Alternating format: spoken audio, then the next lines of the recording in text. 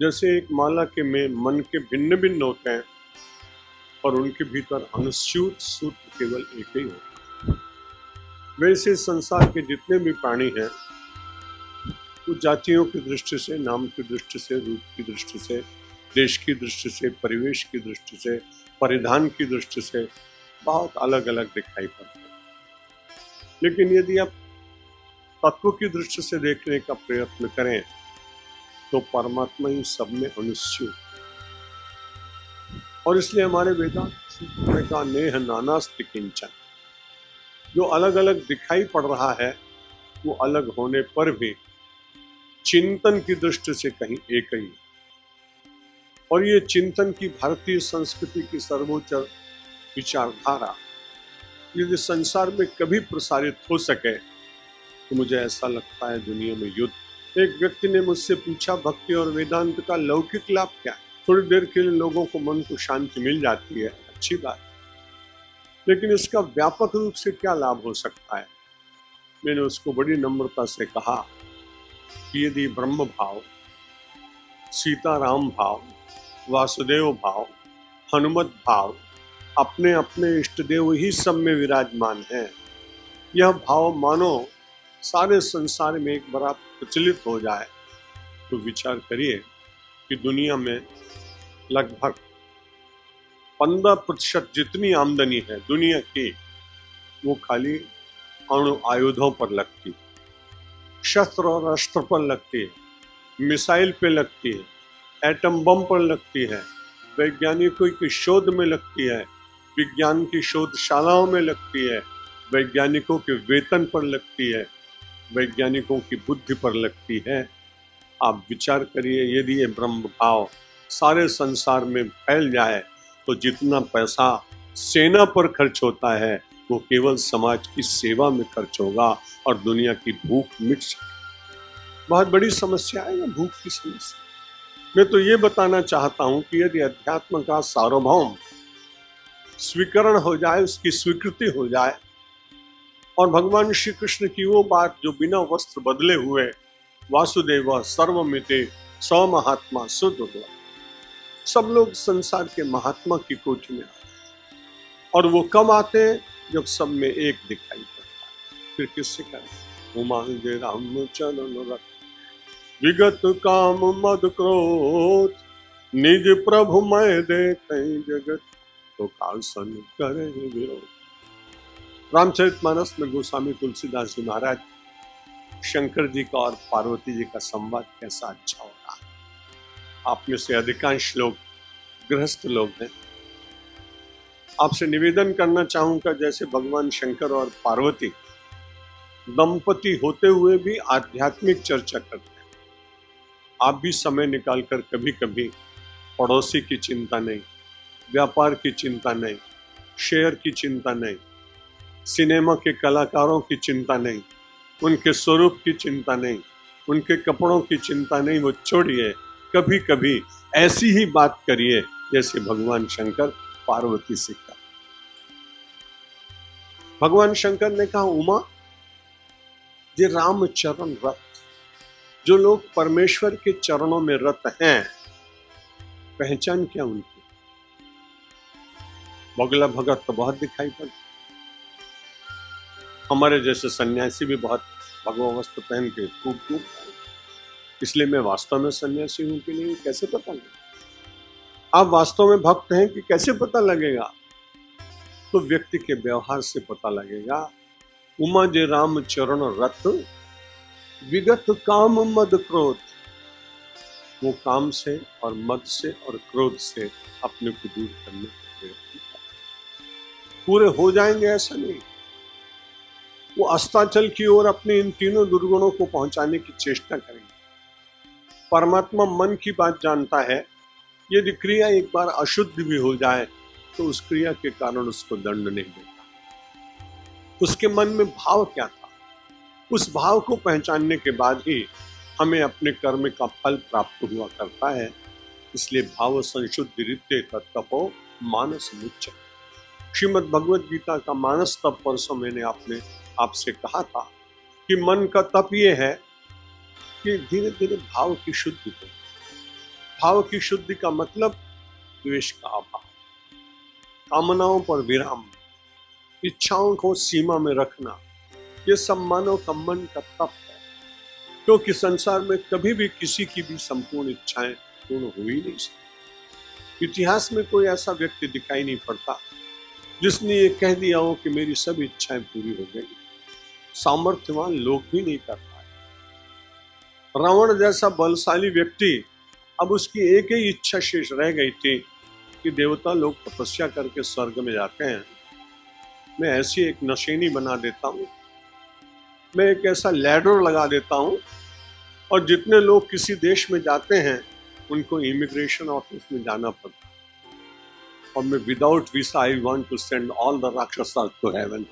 उसने सोचा जितने राक्षस हैं उन लोगों को सीधे स्वर्ग पहुंचा दूंगा, और एक उसने नशेनी बनाने का विचार किया होगा, ऐसा मैंने किसी महापुरुष से सुना था। लेकिन कठिनाई ये हो गई कि राम का विमुख हो गया पूरी तरह से, और परिणाम क्या हुआ तो मंदोदरी रो रही है कि राम विमुख अस हाल तुम्हारा, कि रहा न कुल को रोने। द्रौपदी ने कहा मैंने तुम्हें, मंदोदरी ने कहा मैंने तुम्हें बहुत समझाया कि राम का विरोध मत करो, लेकिन तुम माने नहीं। तुम्हें अपने पुत्रों पर, तुम्हें अपनी सेना पर, तुम्हें अपने भवनों पर, तुम्हें अपने स्वर्ण पर, तुम्हारे अपने वैभव पर, तुम्हारी अपनी साधारण सी तामसी तपस्या पर इतना गर्व था कि तुमने किसी की बात सुनी, और परिणाम हमको भोगना। मंदोदरी विलाप कर रही है कि राम विमुख हाल तुम्हारा, अरे रहा न कुल को रोने, तुम्हारे लिए कुल में रोने वाला कोई शेष नहीं बचा। जब इच्छाएं इतने बड़े दशानन की ही पूर्ण नहीं हो पाई तो हम और आपको बड़े सामान्य से लोग। ये मैं आपको निषेध नहीं करता हूं कि आप गृहस्थ जीवन में इसलिए इच्छाएं ना करें, मैं केवल इतना ही कह रहा हूं कि अपने साधनों को, अपनी बुद्धि को, अपनी मर्यादा को, अपनी शक्ति को देखने के बाद जो सात्विक इच्छा है उसको जागृत रखें, और जो आपको बारंबार रात को सोने नहीं देती, आपको बार बार डिप्रेशन में ले जाती, आपको कठिनाई, इसलिए उन इच्छाओं का परित्याग करने के लिए हमारे शास्त्र कहते हैं। और ये सारा संसार परमात्मा के द्वारा ही अहम कृष्ण से जगतः प्रभवः प्रलयस्तथा। कल के श्लोक में बात आई थी, 7वां अध्याय का प्रवचन चल रहा है। अहम कृष्ण से जगता, संपूर्ण जगत का मैं ही करता था। यहाँ भगवान शरीर की दृष्टि से नहीं कह रहे हैं। गीता की भाषा लौकिक भाषा नहीं, गीता की भाषा समाधि भाषा है, गीता की भाषा ईश्वरीय भाषा है। इसलिए भगवान कहते हैं अहम कृष्ण से जगता, सारे संसार के जितने हैं वस्तुएं उनका धारण करने वाला, उनको प्रकट करने वाला, उनको प्रभाव देने वाला, उनको शक्ति देने वाला मैं हूं। और इस बात का समर्थन हमारे उपनिषदों ने किया, एतस्य वा अक्षरस्य प्रशासने गार्ग्य। यहाँ उमा और शंकर का संवाद में सुना रहा था, वह हम उपनिषद में गार्गी और याज्ञवल्क्य का संवाद। याज्ञवल्क्य गार्गी से कह रहे हैं एतस्य वा अक्षरस्य प्रशासने गार्गे सूर्य चंद्रमसौ विद्युतौ तिष्ठता। एतस्य वा अक्षरस्य प्रशासने गार्गे द्यावा पृथिव्यौ विद्युते तिष्ठता। एतस्य वा अक्षरस्य प्रशासने गार्गे प्राच्यो अन्या नद्याः स्यन्दन्ते श्वेतेभ्यः पर्वतेभ्यः।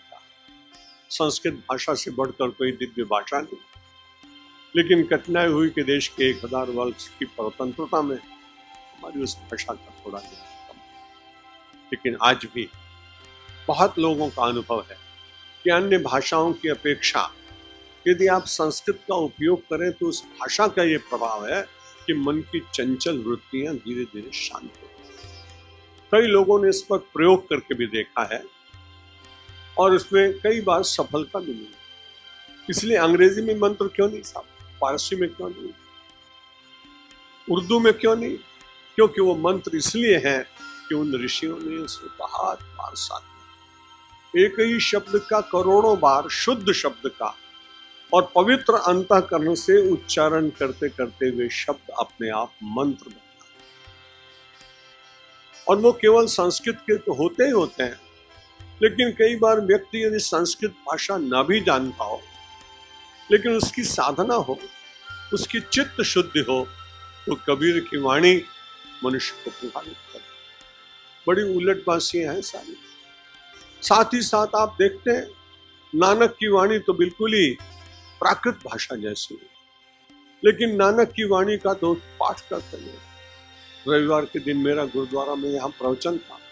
मैं उनका संगठन और उनके अनुशासन को देख के बड़ा प्रभावित हुआ। 2-2.5 हजार लोग प्रति रविवार को एकत्र होते हैं। हम लोग तो यहाँ के चुपचाप बैठ जाते हैं, बड़े अच्छे हैं, भद्रजन हैं, आपको बहुत मैं नमस्कार करता हूँ। आपने कभी नहीं सोचा कि आसपास कोई गंदगी है, चलो हम भी साफ। लेकिन जब गुरुद्वारा में कोई बड़े से बड़ा आदमी जाएगा तो झाड़ू पहले लगा, पहले स्वच्छ होना चाहिए स्थान, और उससे नम्रता आती है, अपने बड़प्पन का विस्मरण होता है। सब जगह हम कुछ हैं, जरूर ठीक है, लेकिन देवालय में जब जाएं और हम कुछ हैं ऐसा विचार करेंगे तो हनुमान जी कहेंगे ये तो कुछ वाला आया, इसको क्या कुछ नहीं, ये तो कुछ लेके आया है, खाली थोड़ी है, भरा भरा आया, और भरे हुए पात्र में कुछ नहीं मिलता। इसलिए भगवान और इष्टदेव के सामने जब जाएं तो मेरा निवेदन है कि कुछ हूं ये पहले भूल जाए। जब आप भूल जाएंगे तो भगवान कहेंगे तुम कुछ नहीं हो, इसलिए मैं तुम्हें कुछ बनाऊं। तब परमात्मा की इच्छा से जो सृजन होता है, जो पदोन्नति होती है, जो यश मिलता है, जो वैभव मिलता है, उसके साथ ईश्वर की कृपा जुड़ी होने के कारण बुद्धि अशुद्ध नहीं। गार्गी से याज्ञवल्क्य ने कहा कि देखो मत्ता सर पर मेरे अतिरिक्त संसार में कुछ है नहीं, और मैं ही सारे संसार का प्रभाव करने वाला और प्रलय करने वाला हूं। तो उदाहरण देते हैं एतस्य वा अक्षरस्य, परमात्मा कैसा है? अक्षर। जब ये मैं प्रवचन करने के लिए आया तो अक्षरधाम वाले बड़े प्रसन्न हुए। उन्होंने कहा देखो स्वामी जी भी अक्षर को मानते, दुनिया में सब लोग मानते हैं। मेरे तो प्रमुख स्वामी जी महाराज का बड़ा वात्सल्य, बड़ा आनंद। उनके किसी भी अक्षरधाम का, चाहे लंदन का हो, चाहे अहमदाबाद का हो, चाहे दिल्ली का हो, उन्होंने बड़े प्रेम पूर्वक सबसे पहला प्रवचन मेरा कराया। उनके ग्रंथों में आपने देखा होगा, आपने पढ़ा। ये अक्षर शब्द बड़ा प्राचीन है, उनके संप्रदाय ने उसका खूब प्रचार किया, अच्छी बात है, लेकिन ये अक्षर तो उपनिषद से आया, वेद से आया। एतस्य वा अक्षरस्य प्रशासने गार्ग्य, इस अक्षर परमात्मा के प्रशासन में, दुनिया में जहां प्रशासन ढीला हो जाता है वहां व्यवस्था बिगड़ जाती है। एतस्य वा अक्षरस्य प्रशासने गार्ग्य, उन्होंने कहा हे गार्ग्य, तुमने कभी देखा कितना प्रभाव है उस परमात्मा का? ये सूर्य और चंद्रमा जो हैं वो उसी के द्वारा प्रकाश प्राप्त। और कभी कभी, और कल सवेरे भगवान अपना प्रभाव बताने के लिए सूर्य ग्रहण लाए। सूर्य भगवान को भी ऐसा कभी कभी लग जाता है कि सारा प्रकाश मेरा ही है, तब ईश्वर कहते हैं अब तुम्हारे ऊपर थोड़ी देर के लिए ग्रहण लगाते हैं, तुम्हारा भी अहंकार कम करना है। जब चंद्रमा शीतलता बांटते बांटते बहुत विचार करने लगता है कि मैं ही शीतलता दे रहा हूं, तब भगवान कहते हैं थोड़ा चंद्र ग्रहण भी लगना चाहिए। इसलिए ये बताने के लिए ईश्वर सर्वोपरि है। सूर्य चंद्रमसौ विधृतौ तिष्ठता, ये ईश्वर के प्रशासन में ही रहते हैं। और फिर उन्होंने कहा कि ये सारी दिशाएं और ये सारी पृथ्वी, कभी कभी आप देखें पृथ्वी धंस जाती है। कभी कभी हिमाचल में कुछ दिनों पूर्व ऐसा था, पूरा पूरा गांव धंस गया, बहुत कोई शेष ही नहीं बचा। अब उस घटना को देखने के बाद ऐसा लगा कि पृथ्वी जो इतनी विशाल है, इतनी शक्तिशाली है, लेकिन यदि उस अक्षर परमात्मा की क्षण मात्र की भी अवकृपा हो जाए तो पृथ्वी भी विलीन हो जाती है, नष्ट हो जाती है, धंस। इसलिए फिर से उन्होंने कहा एतस्य वा अक्षरस्य प्रशासने गार्गे द्यावा पृथिव्यौ विधृते, ये दिशाएं भी उसी के द्वारा है। ये पृथ्वी भी उसी के द्वारा है। उसके बाद बहने वाली गंगा जी, नर्मदा जी और सरिताएं, इन सब लोगों को लगा होगा कि हम अपने द्वारा ही प्रवाहित हो रही हैं। तीसरे प्रश्न में उन्होंने जल की बात बताई।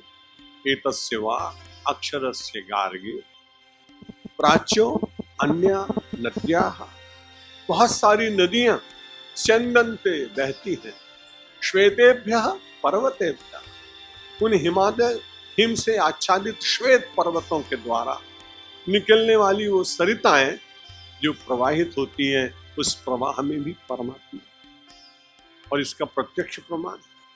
यदि प्रवाह में परमात्मा ना होता तो गंगा की पूजा कब की बंद हो गई।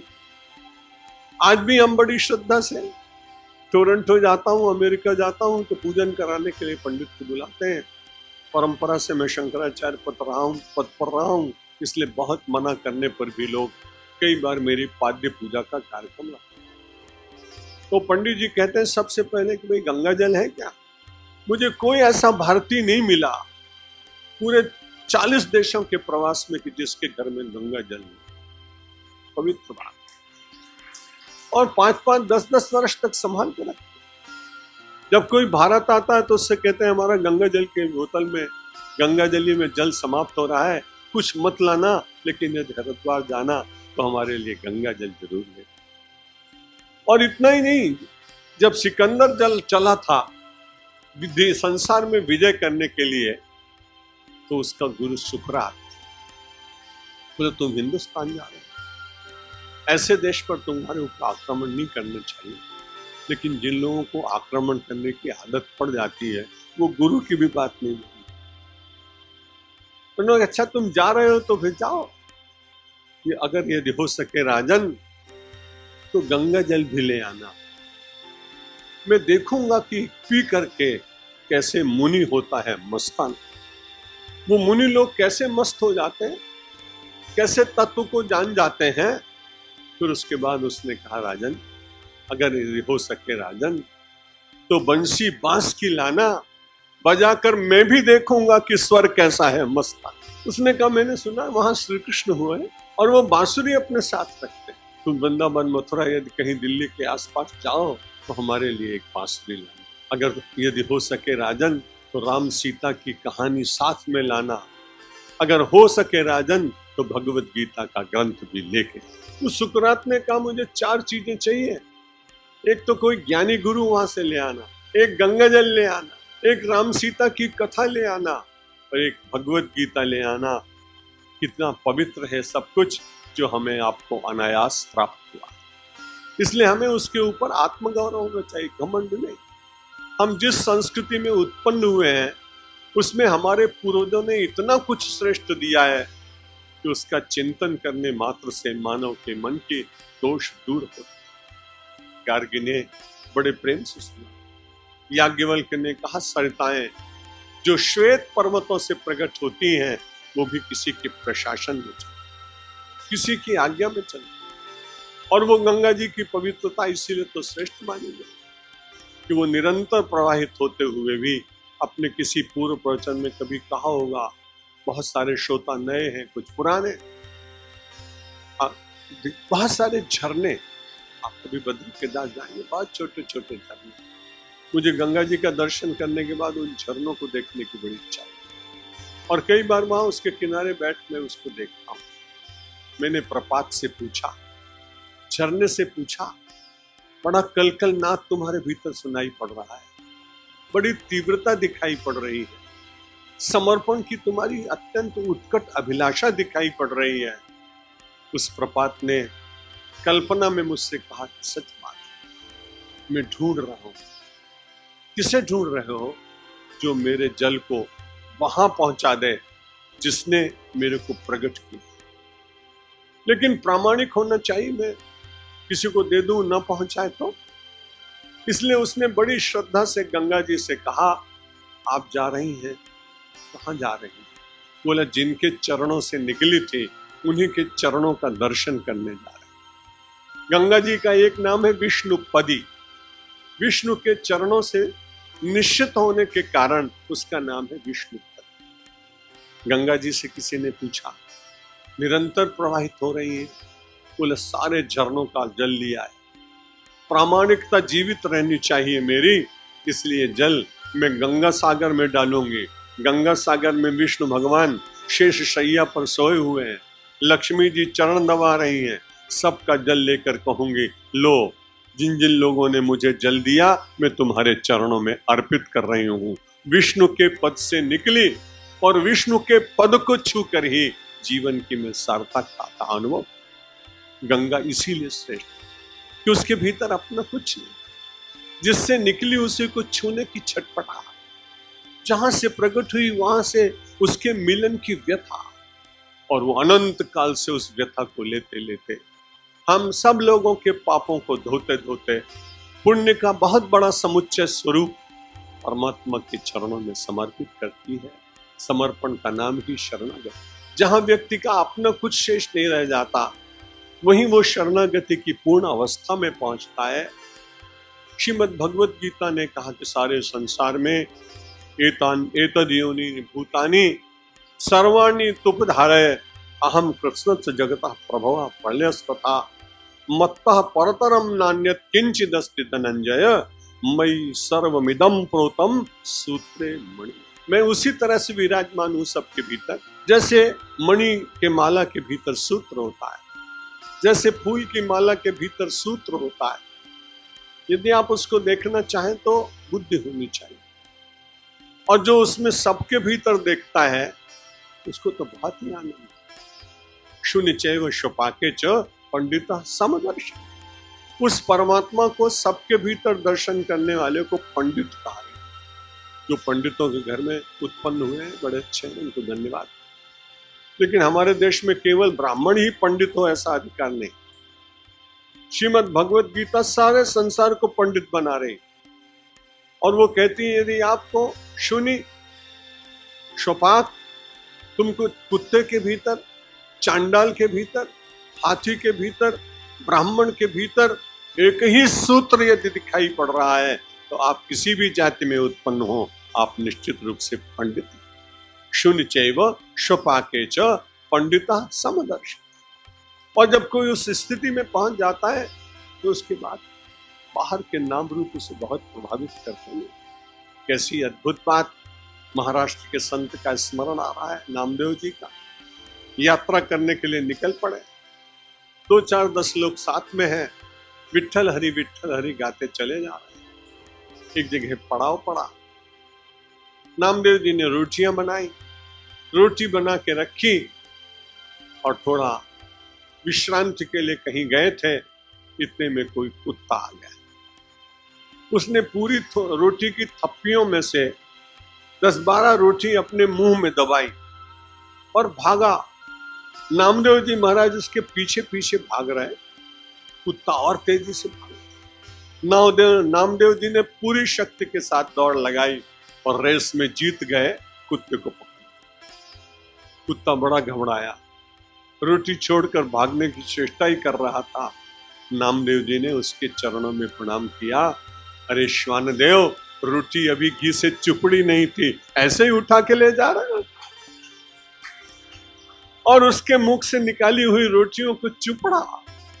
भारत की संस्कृति को कौन नकार सकता? जहां एक श्वान को भी एक संत वैसी ही रोटी खिलाना चाहता है जैसी वो अपने आराध्य को भोग लगाते समय समर्पित करने की इच्छा करता। नामदेव जी की इस श्रेष्ठता को देखकर श्वान अपनी पूंछ हिलाने। नामदेव जी ने उसको प्रणाम किया था, पर श्वान के भीतर लगा कि संत मेरे सामने खड़ा है, इसलिए वो छुप छुप कर प्रणाम करते हुए और एक एक रोटी नामदेव जी खिलाते जा रहे हैं। श्वान देवताभ्यो नमः। और वो बड़े प्रेम से ग्रहण करता है, हर बार प्रणाम करता है। यदि सारे संसार में वही परमात्मा व्याप्त है तो हम किसके साथ अन्याय करेंगे विचार? जब अन्याय वही होता है जहां पर की कल्पना हो, जहां द्वैत की कल्पना हो, जहां निजत्व होता है, वहां कोई किसी के साथ कष्ट किसी को देता नहीं।